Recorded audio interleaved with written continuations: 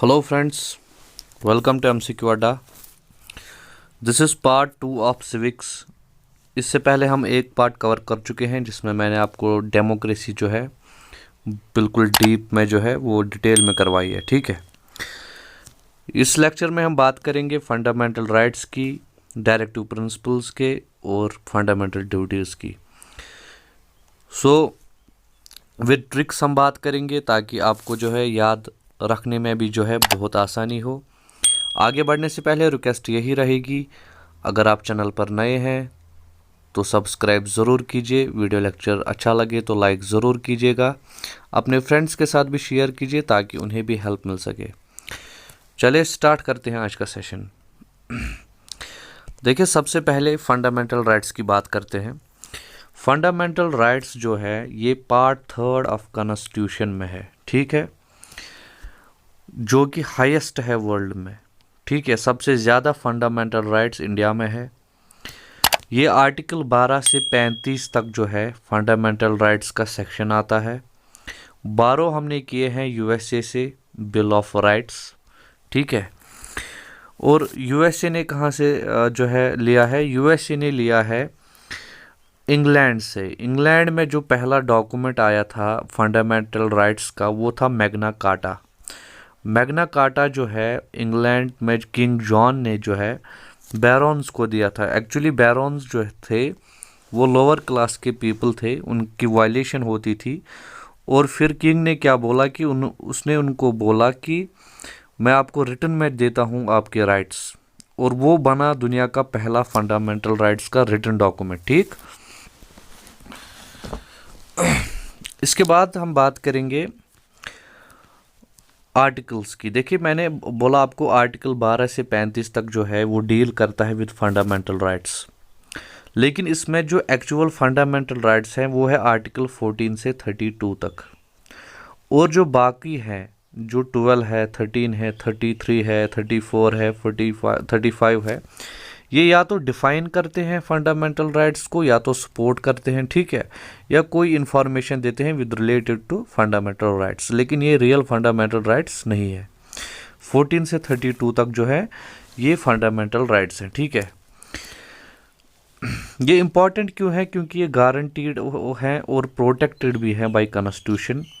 ठीक है, जस्टिसेबल है, मतलब अगर आपको फंडामेंटल राइट्स नहीं मिल रहे हैं, आपको फंडामेंटल राइट्स की वायलेशन हो रही है, तो आप सुप्रीम कोर्ट जा सकते हैं डायरेक्टली। सुप्रीम कोर्ट जो है वो गारंटर है इन फंडामेंटल राइट्स का।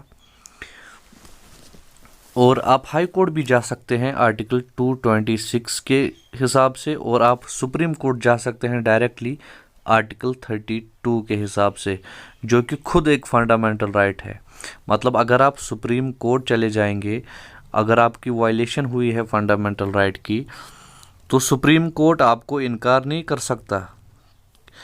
क्यों? क्योंकि सुप्रीम कोर्ट फिर खुद फंडामेंटल राइट की वायलेशन करेगा अगर वो आपको जो है आपका केस जो है इनकार करेगा लेने से, तो वो खुद जो है फंडामेंटल राइट को वायलेट करेगा। क्योंकि आर्टिकल 32 जो है वो खुद एक फंडामेंटल राइट है, जो कि राइट टू कॉन्स्टिट्यूशनल रेमेडीज़ है।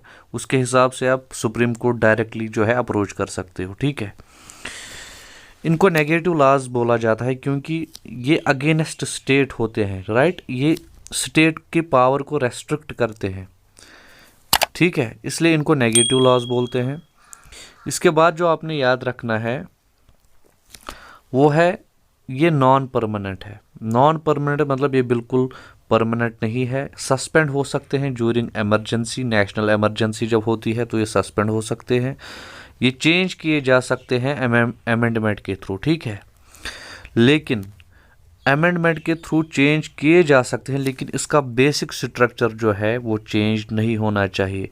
और ये बेसिक स्ट्रक्चर जो है ये कोर्ट डिसाइड करेगा कि क्या बेसिक स्ट्रक्चर जो है वो चेंज हो रहा है या नहीं हो रहा है। ठीक है, इसके बाद देखिए आर्टिकल 12 से जो है फंडामेंटल राइट्स हैं, और प्रोटेक्शन कौन देता है इनको? आर्टिकल 13 देता है। आर्टिकल 13 बोलता है कि कोई भी लॉ अगर बनाया जाए जो कि फंडामेंटल राइट के अगेंस्ट हो या फंडामेंटल राइट को वायलेट करे तो वो नल है, वो ज़ीरो है, वो लॉ नहीं है, ठीक है, वो नहीं चलेगा। और ये जो फंडामेंटल राइट्स हैं ये पॉलिटिकल डेमोक्रेसी जो है प्रोवाइड करते हैं एक आम लोगों को, आम पीपल को, ठीक है। चले आगे बढ़ते हैं। देखिए फंडामेंटल राइट्स जो है ये सिटीजन्स के लिए भी है और ये एलियंस मतलब फॉरेनर्स के लिए भी है, ठीक है। सिटीजन्स के लिए सारे फंडामेंटल राइट्स हैं, ऑल फ्रॉम 14 टू 32, राइट, सारे हैं। लेकिन जो फॉरेनर्स हैं, फॉरेनर्स के लिए कुछ फंडामेंटल राइट्स नहीं है, जैसे 15 है, आर्टिकल 16 है, आर्टिकल 19 है, 29 है और 30 है। ये आप आगे पढ़ेंगे, ठीक है, कौन कौन सा नहीं है।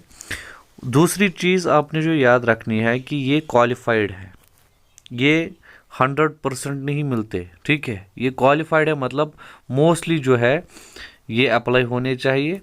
क्योंकि देखिए for example right to freedom है ऑफ स्पीच है, आप बोलोगे, आप बिल्कुल कहीं चौराहे पे जाओगे और वहाँ पे आप कुछ ऐसी बातें जो है बोलना स्टार्ट करोगे माइक पे जो कि अनएक्सेप्टेबल होंगी, और आप फिर बोलोगे मेरे पास right of freedom of speech है, तो वो चीज़ें जो है वहाँ पे नहीं चलेंगी, इसलिए ये क्वालिफाइड है। सो ये बिल्कुल परमानेंट नहीं है उस हिसाब से कि आप कुछ भी बोल सकते हो, ठीक है। इसके बाद जो है देखिए आर्टिकल 12 की बात, अब हम स्टार्ट करते हैं आर्टिकल्स की बात। आर्टिकल 12 जो है वो स्टेट को डिफाइन करता है, जिस स्टेट के पावर को ये जो है रेस्ट्रिक्ट करता है, जिस स्टेट के पावर को जिनके हाथ ये बांधता है, उस स्टेट की बात कर रहे हैं। उस स्टेट में आता कौन कौन है? सबसे पहले आता है सेंटर में आता है सेंटर की लेजिस्लेचर और एग्जीक्यूटिव, ठीक। उसके बाद आता है स्टेट की लेजिस्लेचर और स्टेट का एग्जीक्यूटिव। लोकल बॉडीज़ आती हैं, पंचायत, म्यूनसिपलिटी, जितनी भी बॉडीज़ हैं अंडर गवर्नमेंट काम करती हैं वो सब इसमें आती हैं स्टेट की डिफिनीशन में। और कोर्ट भी आता है। देखिए अब आप बोलोगे कोर्ट कैसे आता है? कोर्ट आता है फॉर एग्जांपल रिक्रूटमेंट निकली कोर्ट की, ठीक है, और कोर्ट ने उसमें धांधली कर ली, तो आप कहाँ जाओगे? आप कोर्ट में ही जाओगे ना वापस, राइट। तो इसलिए जो है जब एडमिनिस्ट्रेटिव पर्पसेस की बात हो रही हो तब कोर्ट भी स्टेट में आता है, लेकिन जब डिलीवर जस्टिस किया जा रहा हो उस टाइम कोर्ट स्टेट में नहीं आता, ठीक है। सो ये तो हुआ स्टेट की डेफिनेशन। आर्टिकल 12 स्टेट को डिफाइन करता है और स्टेट की डेफिनेशन मैंने आपको बोली कि इसमें कौन कौन सा आता है, ठीक। इसके बाद है आर्टिकल 13। देखिए आर्टिकल 13 जो है ये प्रोटेक्शन देता है और ये नेगेटिव डेफिनेशन भी देता है लॉ की। नेगेटिव डेफिनेशन मतलब क्या क्या लॉ नहीं है, ठीक है। प्रोटेक्शन कैसे देता है? मैंने आपको बोला कि ये बोलता है लॉ अगर कोई भी फंडामेंटल राइट को वायलेट करता हो तो वो नल है या इनवैलिड है। इसके कुछ पार्ट्स हैं, जैसे 13A प्री कॉन्स्टिट्यूशनल लॉज के बारे में बात करता है, 13B पोस्ट कॉन्स्टिट्यूशनल लॉज के बारे में बात करता है, 13C परमानेंट लॉज के बारे में, टेम्पररी लॉज के बारे में, स्टैच्यूटरी इंस्ट्रूमेंट्स के बारे में, नॉन लेजिस्लेटर लॉज के बारे में जो है बात करता है। और 13D जो है ये ऐड किया गया है 1971 में थ्रू अमेंडमेंट। कौन से अमेंडमेंट? 24th कॉन्स्टिट्यूशनल अमेंडमेंट जो हुई थी। और 13D ये बोलता है कि अमेंडमेंट्स को जो है चैलेंज नहीं किया जा सकता कोर्ट में, ठीक है। और फिर इसी में जो है मॉडिफिकेशन आई 1978 में, जो है सुप्रीम कोर्ट ने बोला जी ठीक है अमेंडमेंट्स को चैलेंज नहीं किया जा सकता, लेकिन बेसिक स्ट्रक्चर जो है वो चेंज नहीं होना चाहिए, ठीक है। ओके, इसमें आपने दो टर्म्स याद रखनी है यहाँ पे। एक है डॉक्ट्राइन ऑफ सेपरेबिलिटी। इसका मतलब कि अगर कोई लॉ आपने बनाया, सरकार ने कोई लॉ बनाया और उसका कुछ पार्ट जो है वो फंडामेंटल राइट को जो है हिट करता है, अगेंस्ट जाता है फंडामेंटल राइट के, तो वो पार्ट जो है आप निकाल के बाकी लॉ को एप्लीकेबल कर सकते हैं। उसको हम बोलते हैं डॉक्ट्राइन ऑफ सेपरेबिलिटी। दूसरा है doctrine of eclipse. Doctrine of eclipse बोलता है अगर ऐसा कोई लॉ है जो कि फंडामेंटल राइट को जो है वायलेट करता है तो ठीक है, वो एप्लीकेबल नहीं होगा, लेकिन आप उसको फ्यूचर यूज़ के लिए जो है रखिए, हो सकता है कभी आगे वो यूज़ में आए। ये बोलता है डॉक्ट्राइन ऑफ एक्लिप्स। ठीक है, so this was all about article 13। अब स्टार्ट होंगे फंडामेंटल राइट्स। ठीक है, फंडामेंटल राइट्स 14 से स्टार्ट होते हैं 32 तक, हम एक एक करके डिस्कस करेंगे। सबसे पहले 14 से 18 तक जो है इसमें आता है राइट टू इक्वालिटी। इक्वल में 5 वर्ड्स हैं, सो EQUAL आपने इस हिसाब से याद रखना है कि इक्वालिटी में 5 है, मतलब 5, 14, 15, 16, 17, 18, ये चीज़ आपको याद रखें, 5 इक्वालिटी में है। अब आपको ये कैसे याद रखना है, देखिए सबसे पहला है इक्वालिटी बिफोर लॉ। इक्वालिटी का सबसे पहला ही इक्वालिटी ही है। दूसरा है जेंडर या सेक्स इक्वालिटी, मतलब सिर्फ इक्वालिटी के बारे में बात होगी ना इसमें। पब्लिक एम्प्लॉयमेंट में इक्वालिटी। ठीक है, अनटचेबिलिटी जो है वो बर्दाश्त नहीं की जाएगी, उन्हें भी इक्वली ट्रीट करना है। और इक्वालिटी ऑफ टाइटल्स। सो ये आ गए 5 राइट टू इक्वालिटी में। देखिए जैसे मैंने याद रखे थे, मैं आपको वो जो है बोलूँगा। मैंने सिंपली याद रखा था ESPUT, इस्पुट। ये क्या है, कुछ नहीं, मुझे नहीं, मैंने इसका कोई जो है सेंटेंस नहीं बनाया कि कोई बड़ा फ्रेम मुहावरा बनाऊँ, मैंने डायरेक्टली याद रखा था इस्पुट, जिसमें E इक्वालिटी है, S है सेक्स, P है पब्लिक एम्प्लॉयमेंट, U है अनटचेबिलिटी और T है टाइटल्स। और जब आप ऐसे भी याद रखोगे ना इस्पुट, आपको डायरेक्टली हिट करेगा कि 5 तो सिर्फ इक्वालिटी में ही है, राइट।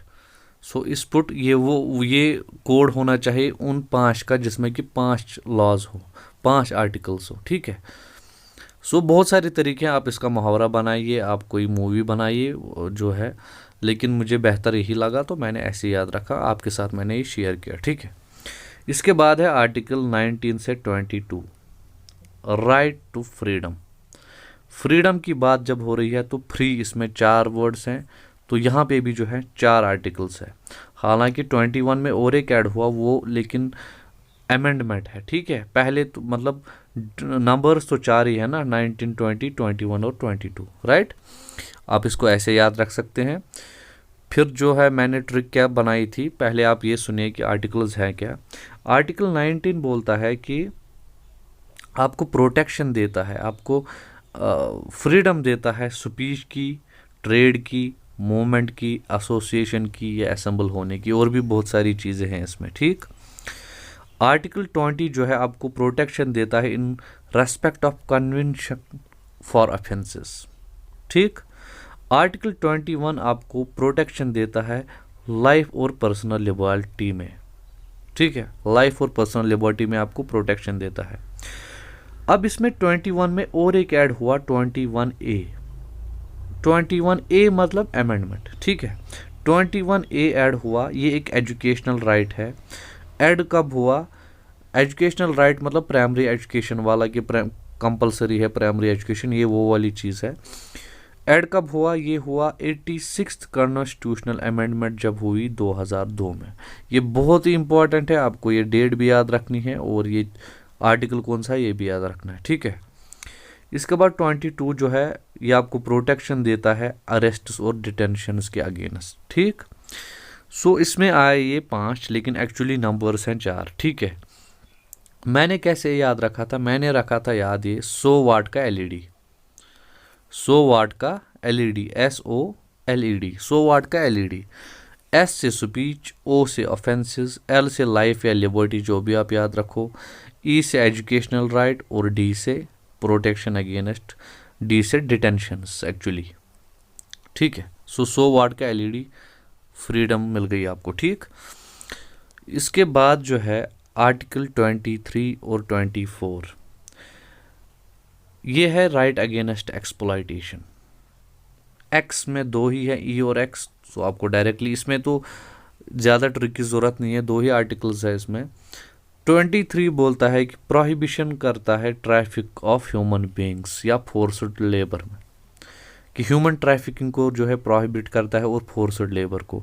और 24 करता है prohibition of employment in factories, ये एक्चुअली चाइल्ड एम्प्लॉयमेंट है, ठीक है, फैक्ट्रीज में बाकी चीज़ों में चाइल्ड एम्प्लॉयमेंट को रोकता है। इसके लिए आप डायरेक्टली टी याद रख सकते हैं। टी मतलब टी के बाद टी ई ई टी ही होता है ना, टी ई भी टी ही होता है। टी मतलब पहले ट्रैफिक है, उसके बाद एम्प्लॉयमेंट है, ठीक है, ओके। इसके बाद है, देखिए इसके बाद है 25 से 28 तक, right to freedom of religion. इसमें भी फ्रीडम है, फ्री चार है, तो ये चार हैं। सबसे पहला है फ्रीडम ऑफ कॉन्साइंस, प्रैक्टिस और प्रोपेगेशन ऑफ रिलीजन। दूसरा है कि आपको फ्रीडम मिलती है कि आप रिलीजियस अफेयर्स मैनेज करें। तीसरा, आपको ये फ्रीडम मिलता है कि आपको प्रमोशन ऑफ रिलीजन के लिए कोई भी टैक्स जो है नहीं देना है, ठीक है। चौथा ये है कि आप जो है अटेंड कर सकते हो रिलीजियस इंस्ट्रक्शंस या आप जो है एजुकेशनल इंस्टीट्यूशंस में वर्शिप और रिलीजियस इंस्ट्रक्शंस को जो है वहाँ से आपको फ्रीडम है। मतलब कि एजुकेशनल इंस्टीट्यूशन में आपको जो है रिलीजन इंटरफेयर नहीं करेगा। अगर मैं आपको एक लाइन में बोलूँ, एजुकेशनल इंस्टीट्यूशन में आपको रिलीजन इंटरफेयर नहीं करेगा, आपको वर्शिप वहाँ पे नहीं करनी है, आपको फोर्स नहीं कर सकता कोई कि आप वर्शिप करो इस रिलीजन की या उस रिलीजन की, राइट। सो मैंने याद रखा था ANRC, क्योंकि NRC जो है सबको पता है, NRC बिल आई थी, ANRC एंटी NRC। अब ये ANRC कैसे, ये उल्टा है। A से है अटेंडेंस, N से है नो टैक्स, मतलब टैक्सेशन की बात हो रही कि टैक्स आपको देना ही नहीं है, तो सो नो टैक्स। R है रिलीजियस अफेयर्स और C है कॉन्साइंस, ठीक है, ऐसे मैंने याद रखा था। उसके बाद जो है, उसके बाद हम बात करेंगे आर्टिकल 29 और 30 की। ये है कल्चरल और एजुकेशनल राइट्स, ठीक है। 29 बोलता है कि आपको प्रोटेक्ट करने हैं इंटरेस्ट ऑफ माइनॉरिटीज़, और 30 बोलता है कि आप कि माइनॉरिटीज़ को राइट देता है आर्टिकल 30 कि वो भी एस्टैब्लिश और एडमिनिस्टर कर सकते हैं एजुकेशनल इंस्टीट्यूशंस, ठीक है। माइनॉरिटीज़ के बारे में है 29, 30। पहला वाला उनको जो है इंटरेस्ट को प्रोटेक्ट करता है, और दूसरा वाला उनको बोलता है कि आप भी जो है एडमिनिस्टर कर सकते हो, आप भी एस्टैब्लिश कर सकते हो एजुकेशनल इंस्टीट्यूशंस। उसके बाद है आर्टिकल 31, जो कि अब नहीं रहा। ये था राइट टू प्रॉपर्टी, ये डिलीट किया गया है। इसको यहाँ से निकाल के 300 आर्टिकल पे जो है लिया गया, 300A। और ये कब हुआ, 44th कॉन्स्टिट्यूशनल अमेंडमेंट, जो कि 1978 में हुई, बहुत इंपॉर्टेंट है, उसी टाइम इसको डिलीट किया गया, ठीक है। आर्टिकल 32 मैंने आपको बोला, राइट टू कॉन्स्टिट्यूशनल रेमेडीज, सबका बाप है ये, क्योंकि ये एक गारंटी है सुप्रीम कोर्ट की, और इस टाइप की गारंटी है कि अगर सुप्रीम कोर्ट भी मुकर गया तो वो खुद फंडामेंटल राइट तोड़ रहा है, ठीक है। चलिए, इसके बाद है 33, 34 और 35। देखिए 33, 34, 35 जो है ये यूजुअली आर्मड फोर्सेस के फंडामेंटल्स रेस्ट्रिक्ट करता है। 33, 34 फंडामेंटल राइट्स रेस्ट्रिक्ट करता है अंडर मार्शल लॉ, और 35 जो है वो कुछ फंडामेंटल राइट्स को इफेक्ट करता है, ठीक है।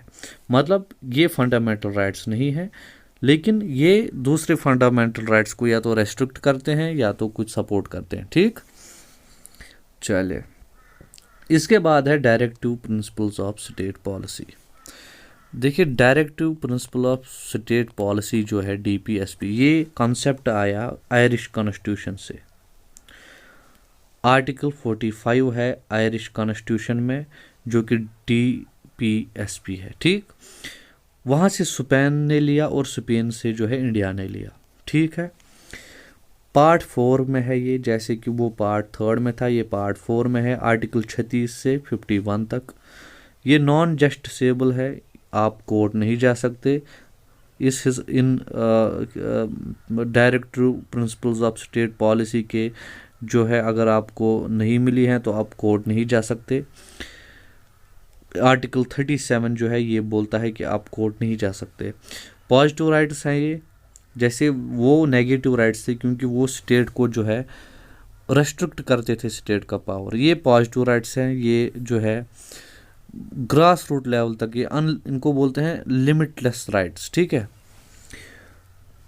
ये क्या है, ये प्रिंसिपल्स हैं जो कि फेडरल इंस्टीट्यूशंस को दी गई हैं गवर्नमेंट की कि आप स्टेट ऑफ इंडिया को कैसे चलाइए। सिंपल। बी.आर. अम्बेडकर ने इनको नॉवल फीचर्स बोला था और ऑस्टिन ने इनको कॉन्साइंस ऑफ कॉन्स्टिट्यूशन बोला था। ये जो प्रिंसिपल्स हैं, डायरेक्टिव प्रिंसिपल्स, ये रिसेंबल करते हैं गवर्नमेंट ऑफ इंडिया एक्ट 1935। बहुत इंपॉर्टेंट पॉइंट है। ठीक, चले अब हम इनको पढ़ते हैं। क्या है ये इसकी क्लासिफिकेशन जो है 3 पार्ट्स में। एक है सोशलिस्ट प्रिंसिपल्स, एक है गांधीयन, एक है लिबरल एंड इंटेलेक्चुअल। ठीक है, स्टार्ट करते हैं आर्टिकल 36 से। 36 फिर से डेफिनेशन ऑफ स्टेट है एज सेम एज आर्टिकल 12। जैसे मैंने 12 में आपको वो स्टेट की डेफिनेशन समझाई फंडामेंटल राइट्स में, वैसे ही बिल्कुल सेम है आर्टिकल 36। आर्टिकल 37 मैंने आपको बोला कि ये नॉन जस्टिसेबल बोलता है कि आप कोर्ट नहीं जा सकते। इसके बाद वाले जो हैं डायरेक्टिव प्रिंसिपल्स, चले उनको। सबसे पहला है सोशलिस्टिक। सोशलिस्टिक मतलब जो सोशल और इकोनॉमिक जस्टिस के बारे में है। सबसे पहला है इसमें 38 article, promote welfare of people. ठीक है, प्रमोट वेलफेयर ऑफ पीपल, इसमें क्या क्या आता है, सोशल, इकोनॉमिक, पॉलिटिकल जस्टिस और मिनिमाइज करनी है इनइक्वालिटीज़। ये है आर्टिकल 38। 39 बोलता है प्रिंसिपल्स ऑफ पॉलिसी, मतलब कि आपको जो है एडुकेट लाइवलीहुड जो है प्रोवाइड करना है, ओनरशिप और कंट्रोल ऑफ मटेरियल सोर्सेज और इक्वल पे देना है इक्वल वर्क के लिए। ये बोलता है policy, principles of policy, article 39। 39A इसमें एक पार्ट है जो बोलता है कि फ्री एड आपको देना है माइनॉरिटीज़ को। ठीक है, या जिनकी लाइवलीहुड जो है ठीक नहीं है उनको। इसके बाद है आता है सोशलिस्ट में 41। 40 इसमें नहीं आता, 41 आता है। 41 क्या बोलता है कि ये सिक्योर करता है right to work, education and public assistance. ठीक है, इसके बाद 42 आता है। 42 जो है मैटरनिटी रिलीफ के बारे में बात करता है। 43 जो है ये वर्कर्स के बारे में बात करता है कि उन्हें भी जो है लिविंग वेज देनी है और डिसेंट स्टैंडर्ड ऑफ लाइफ जो है वो जीने चाहिए। वर्कर्स की बात हो रही है 43। 43A जो है वो भी जो है बोलता है कि मैनेजमेंट ऑफ इंडस्ट्रीज में जो है वर्कर्स को भी जगह मिलनी चाहिए। मतलब again it talks about workers and industries, right. और इसके बाद है 47। ये बोलता है कि level of nutrition, public health और स्टैंडर्ड ऑफ लिविंग जो है वो डिसेंट होना चाहिए। सो ये हैं सोशलिस्ट प्रिंसिपल्स। इसमें आपने नंबर याद रखने हैं कि 38, 39, 41, 40 इसमें नहीं आता, 42, 43 है इसमें, फिर डायरेक्टली 47 है। ठीक है, देखिए मैंने कैसे याद रखा था, मैं वो ट्रिक शेयर करूं। मैंने याद रखा था वही प्यार फिर वार मगर दिल का करार। जोक सा लगता है लेकिन मैंने ऐसे याद रखा था। W से वेलफेयर है, P से प्रिंसिपल्स ऑफ पॉलिसी, F से फ्री एड, W से work, education and assistance, work याद रखिए बाकी तो याद रहेगा ही, M से मैटरनिटी, और दिल जो है, दिल में D था decent standard of living, I था इंडस्ट्रीज, L था लिविंग मतलब स्टैंडर्ड ऑफ लिविंग। सो वही प्यार फिर वार मगर दिल का करार। ठीक, चले गांधीयन प्रिंसिपल्स की बात करते हैं। इसमें सबसे पहला आर्टिकल 40 पंचायत के बारे में है। ये आर्टिकल 43 है कॉटेज इंडस्ट्रीज़ के बारे में। देखिए 43 वहाँ पे भी आया था। सो 43 हमेशा बात करता है इंडस्ट्रीज़ के बारे में और वर्कर्स के बारे में। ये इंडस्ट्रीज़ के गोल गोल ही घूमता रहता है। ठीक है, 43 भी देखिए मैनेजमेंट ऑफ कोऑपरेटिव सोसाइटीज़, फिर से इंडस्ट्रीज़ की बात हो रही है। 46 जो है ये क्या बोलता है कि promote educational economic interests of weaker sections की बात हो रही है इसमें कि उनके एजुकेशनल और वीकर इकोनॉमिक इंटरेस्ट जो है उनको प्रमोट किया जाए, चाहे एससी हो चाहे एसटी हो, उनकी बात हो रही है इसमें। 47 में बोल रहा है ये आर्टिकल कि इम्प्रूव किया जाए पब्लिक हेल्थ और प्रोहिबिट किया जाए ड्रिंक्स और ड्रग्स जो कि टॉक्सिक हो, ठीक। और 48 बोलता है प्रोहिबिट किया जाए स्लॉटरिंग ऑफ काउज काल्व्स एटसेट्रा, ताकि उनकी ब्रीड जो है वो इंक्रीज हो। ये है गांधीयन प्रिंसिपल्स, ये बिल्कुल कम ही है, इसमें 40 है, 43 है, 46 है, 46 47 48 तो कंटिन्यू है, फिर 40 और 43 इसमें ऊपर है। ये नंबर आपने याद रखने हैं। मैंने कैसे याद रखा था? मैंने याद रखा था प्रियंका चोपड़ा को वो ड्रिंक सही लगी, सिंपल। प्रियंका इसमें पंचायत है, चोपड़ा है कॉटेज इंडस्ट्रीज, दूसरा को जो है कोऑपरेटिव सोसाइटीज़, वो है वीकर सेक्शंस, ड्रिंक आपको ड्रिंक पता ही है, ड्रिंक्स और ड्रग्स, और सही का मतलब था स्लॉटरिंग ऑफ काउस। सो प्रियंका चोपड़ा को वो ड्रिंक सही लगी, ठीक। ये थे गांधीयन प्रिंसिपल।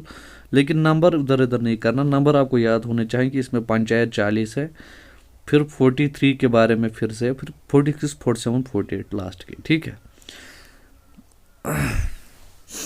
इसके बाद है लिबरल और इंटेलेक्चुअल प्रिंसिपल्स। इसमें आता है सबसे पहले आर्टिकल 44 जो कि है सिविल कोड, ठीक है। 45 जो है वो बोलता है कि अर्ली चाइल्डहुड केयर और एजुकेशन। 48 है इसमें जो कि ऑर्गेनाइजेशन ऑफ एनिमल हस्बेंड्री बोलता है। 48A बोलता है कि प्रोटेक्ट कीजिए या इम्प्रूव कीजिए एनवायरनमेंट और वाइल्ड लाइफ को। 49 बोलता है प्रोटेक्ट कीजिए हिस्टोरिक मोनूमेंट्स को। 50 बोलता है सेपरेट जुडिशरी होनी चाहिए फ्रॉम एग्जीक्यूटिव। और 51 बोलता है कि इंटरनेशनल पीस और सिक्योरिटी को एस्टेब्लिश किया जाना चाहिए। इसकी ट्रिक सिंपल है, कोका और पेप्सी। को कोड का मतलब केयर, और में आता है एनिमल हस्बेंडरी, और पेप जो है प्रोटेक्ट एनवायरनमेंट, ठीक है। और दूसरा पी जो है वो है प्रोटेक्ट हिस्टोरिक मोनूमेंट्स। फिर है एस जो है वो है सेपरेट जुडिशरी और एग्जीक्यूटिव, और आई है इंटरनेशनल पीस एंड सिक्योरिटी, ठीक है। चलिए फंडामेंटल ड्यूटीज़ के बारे में बात करते हैं। ये पार्ट 4A में है। कब लाई गई पार्ट 4A में? 42nd constitutional amendment 1976। Soren Singh committee ने जो है ये बोला था कि इनको रिकमेंड किया था कि ये पार्ट 4A में ली जाए, ठीक है। इनिशियली 10 थे, फिर 11वीं ऐड हुई।